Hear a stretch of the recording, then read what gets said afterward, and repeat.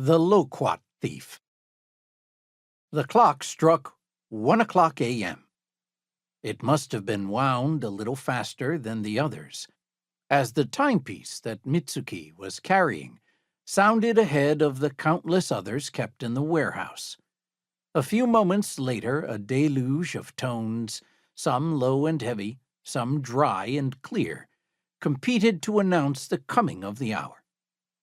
The warehouse, easily large enough to hold 2 small airplanes, was filled with near-endless rows of shelves and drawers, its walls lined with clocks and paintings and calendars and tapestries and the like, until there was little room for anything else. Those shelves and drawers were filled with all sorts of knickknacks, items of every size and shape imaginable that told the story of everyday lives in Japan for the past 300 years. You could find practically anything in here.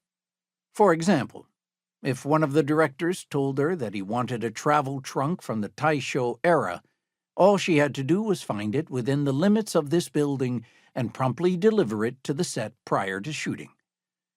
Mitsuki was what was known as a procurer, and she had been working at this large film company on the outskirts of Tokyo for almost 5 years.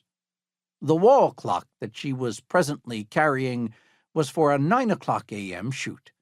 There were several other items that she had to prepare as well, most of which could be found inside the warehouse. The timepiece that she had unearthed was a perfect fit for the director's requirement for something classical and with gravitas.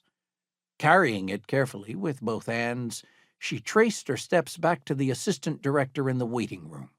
While everyone called it a waiting room, it was simply a small area to store props that the film crew intended to use in an upcoming shoot, not a place for actors to wait before entering the set. Mitsuki would have preferred to work on large-scale stage sets. She had always longed for a job where she could make life-size sets that looked exactly like the real thing, to actually create an entire corner of a fictional town. But the very moment she set foot into the prop warehouse on her first day of training, she had fallen instantly in love. The warehouse was a gigantic box, crammed with every kind of object one might think of, and Mitsuki had been fascinated by small, miscellaneous things ever since she was a young girl. She remembered being particularly obsessed with old medicine chests, their lids opening to reveal bags and bottles printed with all sorts of colorful symbols and small lettering. Bandages, antiseptics, eye drops, plasters, ointments. To a child's eye, each one had looked special.